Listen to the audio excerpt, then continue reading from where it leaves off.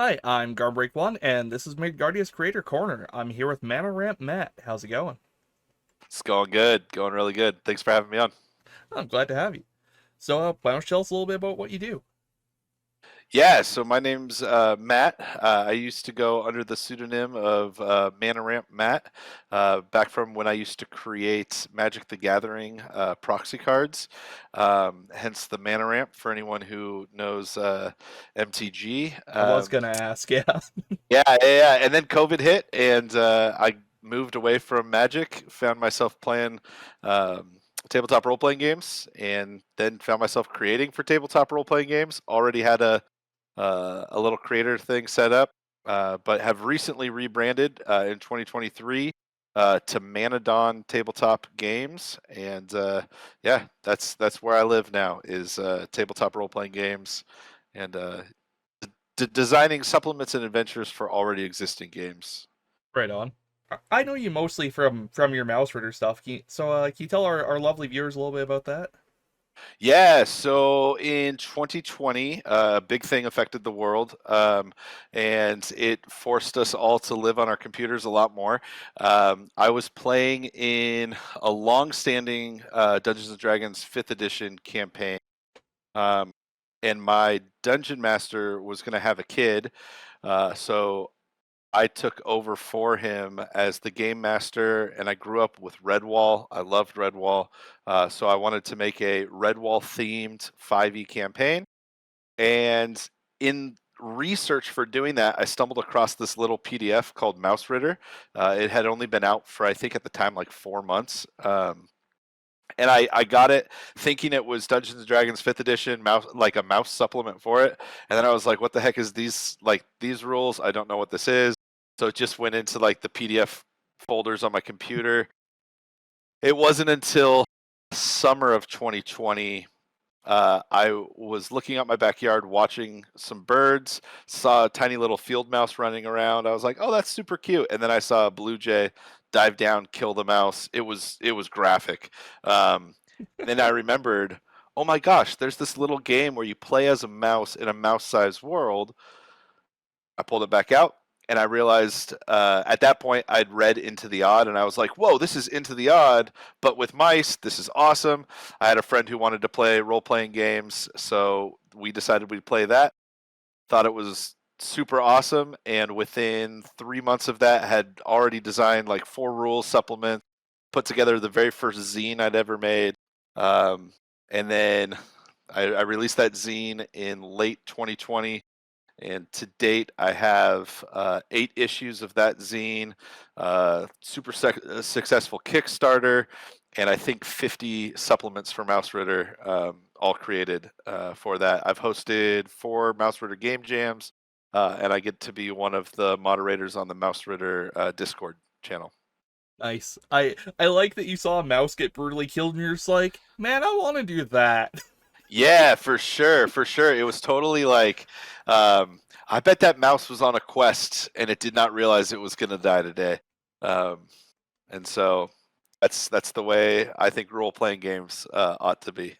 A man after my own heart. Yeah, I've played Mouse Rider a couple of times myself, and I got crushed to death by a giant pumpkin. I'm just like, that was awesome. Oh my gosh, yeah, I love that. I love that.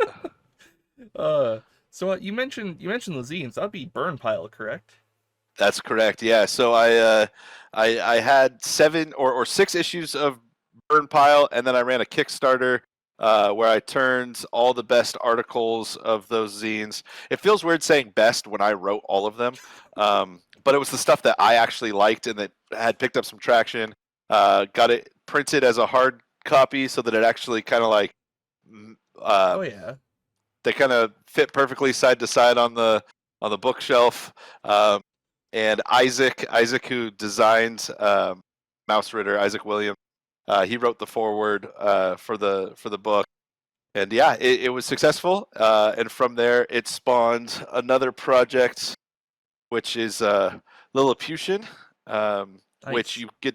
you play as a 6-inch tall from Gulliver's Travels, the Lilliputians, and so we got a little like mouse meeting a pirate. So now you can actually take your mice on open sea adventures and the books all look pretty good together. So Very cool. I sailing as a mouse on the sea sounds absolutely terrifying, quite frankly. Anything larger than a small lake sounds deadly. oh, for sure, for sure. Maybe the Yeah, duck pond. We could do yeah, the yeah. duck pond. Yeah. Yeah, actually, I wrote a supplement. I think it was called the Flood Priest Garden, and it's all about a duck pond in a garden. There's a catfish that lives at the bottom of it, but the catfish is like kind of like a Cthulhu-esque monster that like some cultists are trying to, and it, like the garden is beginning to flood as water's coming from the depths. It's kind of fun. That's beautiful. And honestly, Lilliputian was it was kind of an excuse for me. I love Cairn by Yohai Gal, and so it was an excuse for me to run Cairn adventures in Mausritter just by downscaling Cairn. No longer are you a 6 foot human; you're a 6 inch human, and then just scaled everything down 1 to 1, and it worked out. So got to play a lot of Cairn adventures with mice, That's an excellent way to do it, honestly. right? Mouse Ritter is a lot of fun. Like I can't sing its praises enough. Being a little mouse really sells the like you're super vulnerable. For sure. Yeah. So I was looking through trying to remember if it was you that wrote the first Mouse Ritter adventure I ran. It was like IKEA themed. There's a fridge and some butter. Oh no! But No. that's Awkward Turtle. Awkward Turtle, yes. Yeah, Okay. yeah. I think it's called Soaker Vault or something like that. Something that Um, you can, yeah, Soapball? Yeah, something like that anyway. yeah, I think if I remember correctly, yeah, Awkward Turtle has written some pretty good adventures, and some of the early ones. Early on, like tail end of 2020, first part of 2021, there was only like 10 adventures. I'd written a couple of them. Awkward Turtle had written one. Brian Stauffer, who also ran a super successful Mouse Ritter Kickstarter, wrote some pretty sweet adventures. And then Christopher Cack, TTRPG Dad on Twitter, wrote the very first Mouse Ritter zine. It was called Thistle Kingdom, and it was awesome. Yeah, Silver Cult, that was it. Yeah. Yeah, Yeah. Yeah, I ran that and I found your stuff, which there's a lot of, by the way. I own most of Burn Pile. I think I'm a few I issues love it. behind now, but That's great. Yeah, yeah. The most recent issue is a year old because I kind of like shifted away from it, but it's a pocket mod that folds out into like a 18 by 12 map, and it's a solo campaign. oh yeah, is that the Ice Mice one there? Yeah, yeah, Nice. I adore the pixel like the pixel style yeah. X scroll. Very cute. Very cool. Very cool. Um I mean, I know Mouse Ritter isn't the only thing you've done work for, but what really speaks to you about Mouse Ritter? Yeah. So apart from growing up on Redwall, which ironically enough, like Isaac doesn't even list Redwall as an inspiration for Mouse Ritter I did because like notice that, yeah. yeah, like Redwall Mouse Guard is kind of like more we're gonna use mice but put a medieval touch on it, whereas Mouse Ritter is like we're gonna use mice and they exist in our world, and so you've got to like you don't get like one-to-one medieval weapons to mice. You got to find a craft knife or you got to find a needle or something like that. And so that speaks to me. I think probably in the last 3 years, what has solidified Mouse Ritter as one of my favorite, if not my favorite game, is the system it's built on. Chris McDowell's Into the Odd has really become, in my humble opinion, like the greatest system for running any style of game, but just the vibe and the ease of use into the odd as a chassis is amazing. I've got a collection of any game that uses Into the Odd as its base system. I've purchased it, and I've got a running catalog of Into the Odd because I designed a little. It's like a little pamphlet called String Theory, and it like can play Doctor Who style like episodic adventures where you're in this little like interdimensional traveling ship and you can play Mouse Ritter one day and your character that was a mice climbs into the ship, and it's like bigger on the inside, and then you can travel over and play Into the Odd, and now you're a Muppet, or you can travel from Into the Odd, play Cairn, and you're like this medieval peasant, and like you can jump across all the different systems that use Into the Odd because the rule set is like so translatable to any setting.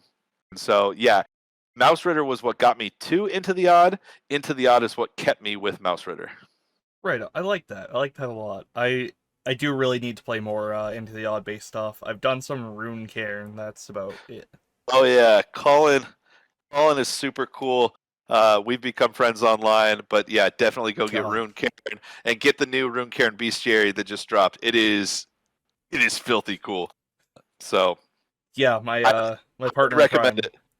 Yeah, Right, my and partner then in crime. Oh, sorry, go ahead. we deal in lead is also really good. Got to get this. Yes, absolutely. There are so many good RPGs to play. It's a good problem to have. Yeah. Oh, for sure, for sure. And then I just end up playing D&D 5e again. But you know, That's what everyone does. Sometimes you got to slip back into it. I'm still. We've got a like 7 year, 6.5 year long running campaign that we can't get away from it. Um, but I would rather play D&D 5e with my friends than not play tabletop RPGs. So you know, exactly, exactly, yeah. exactly. Uh, God, Mouse Ritter. So you have some wonderfully themed adventures. By the way, it's rough in the rough is an incredible name. Burn Oh, pile is that's. a yeah. You've got a real you got a real knack for the names and stuff, man. Oh, thank you. It's um, get lucky. Be honest with you, it's rough in the rough. My wife helped me with that one. And burn pile, ironically, we just have a giant burn pile on my church's property, and I was listening to like some history documentary on whales, um, and like something had the word pile in it, but it was spelled with a Y, and I was like, Gaelic and Welsh is so cool. And then I was like, burn pile, yeah, I'll make it. And it was literally just like a one-stop place. In the very first time I run Mausritter, and like that name just rang, and I was like, "That's what I'm going to call my zine." And yeah, so I got lucky. There was no skill involved. I mean, you have this many hits, there's some skill involved, but Well, thank you. yeah. I do think it's really interesting with Mouse Ritter specifically that you see a lot of modules based on places people know in real life, like the burn pile, or I know somebody did a park near their place. I did Block 82, which is based on a Yep. theater I used to work at. Uh, I love it. God, I that love it. place was haunted as if things could be haunted, that place would be haunted. Um, That's great. That's great. it is substantially spookier in real life, and quite frankly, I'll probably write another adventure there sometime. But Oh, that's so good. yeah.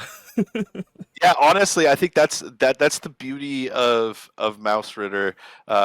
There was some discourse on Twitter a couple weeks ago where people were just like, I love Mausritter, but the problem is so many Mausritter adventures try and just slap a medieval adventure and run it, and it misses the charm.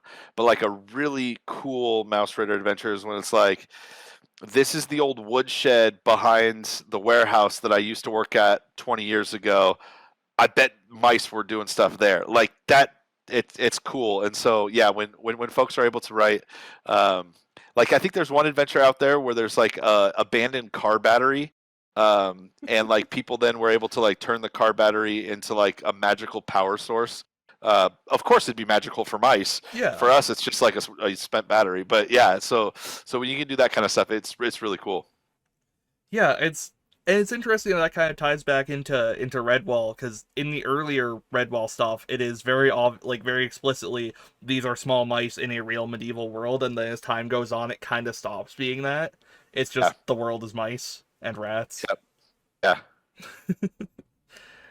I yeah, Mouse Ritter is almost fairy tale like in that way, and also Yeah. exceptionally brutal, which classical fairy tales. For sure, especially too, like Isaac. I love that it wasn't just like you got rats, you've got snakes, you've got turtles and mouses. It's also you've got ghosts, you've got fairies, you've got an entire fairy realm. What does that mean? And so like, and then just leaves it open ended so you can do like some really cool, like English folklore, super spooky fairies. I love it. Yeah, there's a lot of the setting in the Mausritter core book is really open ended. Yeah. I was in fact not really clear if humans were still around or what, which made writing Block 82 kind of hard. Yeah. But you know, Well, and so in talking with Isaac about that, it's actually really cool. So in Isaac's game, humans exist. In my burn pile setting, humans were there, but it's like we're like 70 years after they all left to the stars or whatnot. nice. But Isaac actually has a two-page spread on the Discord. You can find it, but he posted, and it's one that he cut from the final thing.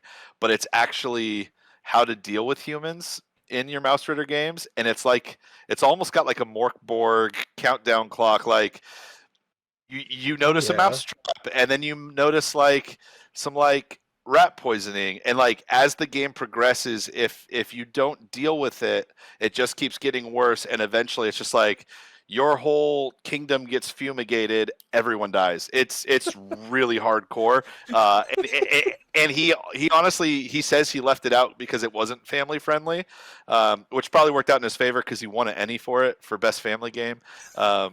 But yeah, no, it lives, and some of the Mouse Ritter diehards use it as official rules. uh, I am one of them. that's very good. Yeah, not my style, but very Yeah, good. Yeah, yeah, like yeah, yeah, for sure. Block 82 has them hanging out like in the projector room of the theater, watching shows and absorbing human culture. It's like, yeah. Yeah, I love it. I love it. We did have mousetraps all over that place though. Well, We that's great. had, Yeah, yeah. yeah, mousetraps and the like anti-mouse noise emitter things. It was not Oh, yeah, enough. those are cool. Yeah, those are Yeah, sweet, man. Like, yeah. I actually, I wondered because we had a mouse problem, and I got one of those, and I was like, why have I never put one of these in an adventure? That's yeah. yeah. No, it's like it's eldritch to a mouse, you know? Oh yeah, Like your familiar power outlets, kind of, and now there's this thing hanging there. And it yeah. like you can't stand the noise. Yeah. It's got that nasty blue LED light that you're just like, everything. Yeah. What's going on? Yeah, for sure, for sure, Well, there you go. Yeah, mice love popcorn, so theater, old building. Yeah. for sure, for sure. No, I loved Block 82. Like, I think when you first posted it, I think it was on 2 Minute Tabletop. Yeah. Uh, I saw it because I have a weird like notification thing on my computer. Anytime someone says anything mouse written on the internet, I know about it. And I was like, this is legit. And I was like, hey, it's Creative Commons. I'm gonna make it into a zine so I can print it up for my table. I think I sent you the files, Yeah. and I was like, this is just such a cool setting, and yeah, I'm I glad. loved it. Yeah, Yeah, I talked to my boss about putting it up on itch.io, but I'd have to strip out all of his assets from it, so we ended up not doing that. yeah. But I did appreciate your layout work. It's very Oh good. man, I love it. I love it. Yeah. Should probably talk about something other than Mouse Ritter at some point, but it's just such a dang good game. It's pretty good. Here, how about you tell me a little bit about Dire K? Yeah, yeah. So more recently, back in December of last year, me and John Davis on Twitter, Civid Sanctum, we started really diving into Bastards, which is a cool rules light system by Micah Anderson. Um, the way I like to describe Bastards is it's like the happy medium between Cairn and old school Essentials. It's like super stripped down, but still a little bit more crunchy than Into the Odd. Um, and we were writing. We got super inspired by um, uh, what was it? Advanced Dungeons and Dragons S1 through 4. So like Tomb of Horrors, White Plume Mountain. Um, I forget what the other two are right off the top of my head. And we were just like, hey, we're gonna remake these for Bastards, strip them down, make them rules light. But that ended up spawning like a pet project for both of us, where we were taking all the original Dungeons and Dragons supplements and bastardizing them, and we called it the Bastardized Classics. And so we did that. We did Keep on the Borderlands. We did Tomb of Horrors, White Plume Mountain, In Search of the Unknown, um, and then I was like, I want to do Isle of Dread. Isle of Dread is such a cool supplement X1, and so literally I just took the name Dire Dread, put it into Isle of Dread, put it into a thesaurus, and I was like Dire K. Boom, there we go. We've got a name. It works. And so yeah, Dire K is a bastardization of X1 Isle of Dread, playable for bastards.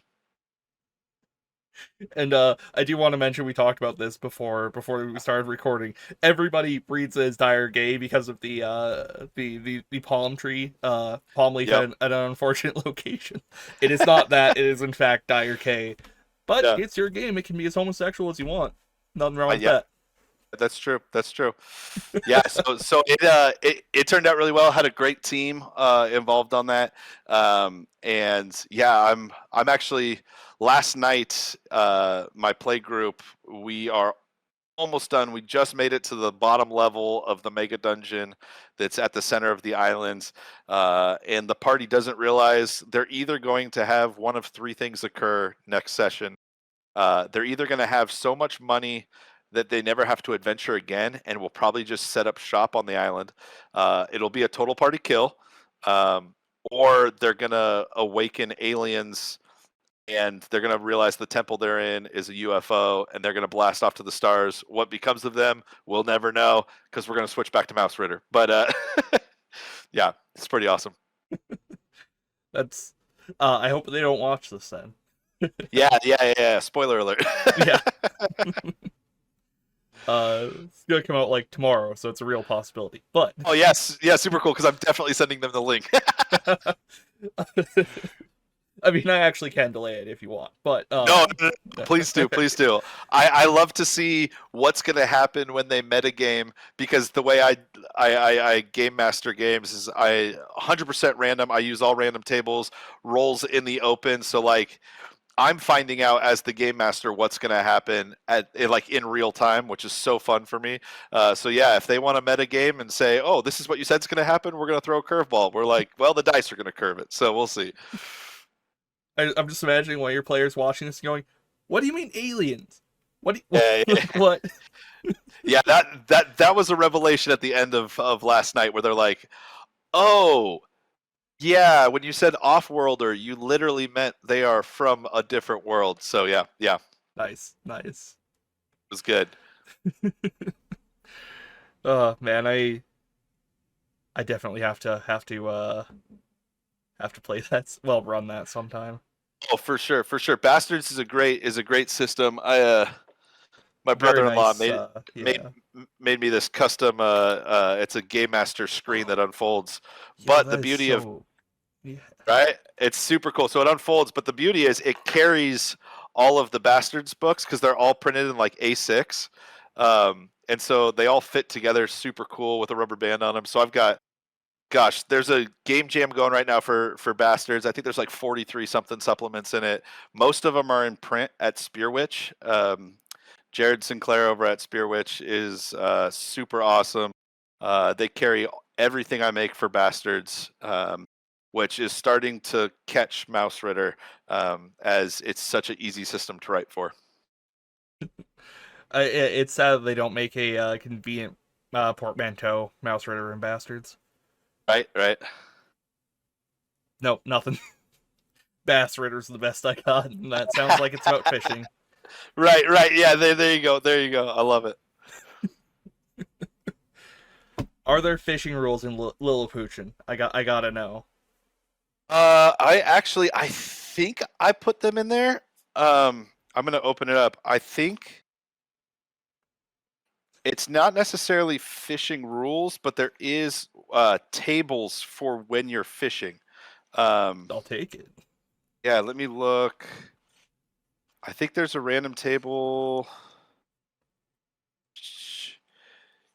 Yeah, there's a random table that says when you're fishing, you can randomly roll to see what kind of fish you get, and the different fish um, will give you like different temporary bonuses. Yeah, Nice. it's a D10 table that says fish in the water and how do they taste, and it's got 10 different kind of fish and what they will do for your for your stats. One of them is a puffer fish. I like sushi, and apparently that's one that like you have to be trained because it'll kill you otherwise. So it's actually got like a 3-in-1 chance, or a 3-in-6 chance of either negatively permanently affecting your stats or giving you a temporary buff. So Yeah, yeah, that one's infamous. oh yeah, oh yeah. And if you're a 6 foot tall person and or a 6 inch tall person and you catch a pufferfish, you now have a whole arsenal of weapons you can use if you descale it. Hell yeah. Right? Man, yeah, there's just something fascinating about the recontextualization, I guess, of like normal objects. Yeah, whether that be the classic like button buckler and like needle sword, or yeah, like the spikes from a puffer fish. It's Uh, something really compelling. yeah, someone made like thumbtacks into ninja size Nice. for a mouse. I thought that was really cool. Very good. Yeah, I used to do like war game scenery, and I did a lot of that sort of recontextualization. Oh yeah. I made a sushi restaurant out of sushi containers once. Oh, that is so cool. I love that. It's completely destroyed somewhere. It was not built very well, but it was a fun idea. I'm waiting for the Mausritter supplement that takes place in like a tabletop game store where like the Warhammer tabletop stuff gets like possessed and like mice have to fight Warhammer minis. That would be cool. There is a bit of that going on in Block 82, but the miniatures aren't alive, but like the Right. Okay. Yeah. chainswords. Yeah, Yes. you can Yes. grab Okay. like the chainswords and I shit. remember Yeah. seeing something like that, but yeah, yeah, yeah, yeah. That's totally right. I just saw that. Yeah, Yeah. that's cool. God, that was a fun one to write.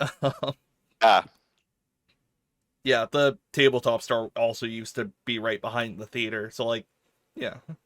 that's great. Yeah, go from work or to work from playing games. That's the way to do it. Hell yeah. Unfortunately, it closed before I started working at that theater, but Uh, I did get drunk with my boss at their place after work occasionally, so close enough. there you go. There you go. Get drunk, play Halo, go back into work the next day slightly hungover. Yeah, yeah. Slightly. uh I man, you have a lot of cool stuff. And you've got like some liminal horror stuff and some solo rules for Into the Odd, and there's a Yeah, lot, man. it's You're yeah. prolific. Yeah, you know, it's a hobby that's been fun, and for whatever reason, I just yeah, I love it. And once I get an idea in my brain, I'm ADD enough that once it's in my brain, if I don't sit down and do it, it's gonna be gone in the next like couple hours. And so like people would ask me, they're like, "Wow, like when do you have time to think about something new?" I'm just like, I don't. Like I make it, and then the next thing comes. I don't have a list of like what's in project currently. Yeah, I've Which, oh, sorry, go ahead. which I was gonna say, which has led to if I get a new idea that's easier to make, I'll sometimes like abandon ship on a project I was working on, so I have to come back to them. So I've got a couple of those. Yeah, I've got a list of like 50 articles I've partially started in my notes at Oh, like that's great. varying levels of completion. One of them is just the title Elf and contains no other text. Oh, I I leave love it it. there to keep myself humble. Yep, yep, Every few months I click it and I'm like, what was this? Oh, literally nothing. yeah. I Gotcha. love that. I love that. That's great. Uh, well, Matt, is there anything else you'd like to talk about while you're here? And Aside from I the don't world's know. tiniest mouses. Yeah, no, I don't know. There are some really small mice out there. Mhm. Um, no, no, I honestly think I think I think we've covered all the high points. Right on. My co-host here would make a terrible cat and mouse ritter, by the way. She has very little interest in hunting. She just lays there and sleeps. So Some so my cat is just right outside the frame on the bed with all the laundry. Uh, nice. but yeah, no, my cat is a three-legged cat. Got attacked by a dog 2 years ago Aw, and lost its leg. Um, but so we made my cat an honorary cat in Mausritter, who's gentle. that's Um, very cute. It, Yeah. they were once violent, but now they have been humbled. Yeah, I don't think she's ever seen a mouse, but if she sees bugs, she like chirps at them until I come over and deal with it. I love it. Yep. Which, yeah, I'll take that over her like knocking over all the stuff behind me, quite frankly. Oh, that's awesome. For sure. For sure. Well, Matt, it's been an absolute joy talking to you. Yeah, honestly, same thing. Same thing. Thank you so much for inviting me on. And yeah, I'm excited. Create more Mouse Ritter stuff. We need I more. probably will. I mean, head, We you're doing the heavy lifting for a lot of us, quite frankly. Um, So we are at I catalog everything that's ever been made third party, and we are officially at 499 third party Mouse Ritter supplements. So we are one away from 500. So who knows? Maybe one will drop before this goes live, and we'll hit that 500. they've But got like 22 hours. right, right. Yeah. If I could give a couple shout outs to some Yeah. folks Oh, who are absolutely. making stuff right now, definitely if you like Mouse Ritter and you're listening to this, go check out on itch.io. Hugh Lashbrook started making stuff for Mouse Ritter, I don't know, like 3 months ago, and has already done like 20 something supplements. Has a full adventure box set they've created, a setting guide. It's called Kiwi Acres. Oh Hugh's yeah, from yeah. yeah, Hugh's from New Zealand, and it's a New Zealand themed um, That makes House sense. Ritter setting. Oh, it is so cool, and it's really been like a kick to get me back. Like I'm just like I love Mouse Ritter. I need to play Mouse Ritter more because I got to play some of these. And then my buddy John, who has been making bastard stuff with me, he created a system called "In the Light of a Dying Sun." Or in the light of a setting sun, it's a hack of Nate Tremay's "In the Light of a Ghost Star," but it is a Wild West setting, and currently is creating this ongoing. I think there's like several hundred hexes uh, campaign setting. If you want to play Wild West tabletop RPGs, check them out on itch as well. I always want to play Wild West tabletop Oh, RPGs. it's so good, and the setting is super cool. It's called the Ghosts of Sierra Verde, and it is it's good. It's good. That sounds It'll make gnarly. you want to be Clint Eastwood rolling dice. It's so cool. Right on. And yeah, there'll be links to as much of that as I remember below. I love it. I love it. All right. Well, Matt, like I said, it's been great talking to you. It's been a wonderful chat. Likewise, Garb. Appreciate it. And have a good night, everybody. See you guys.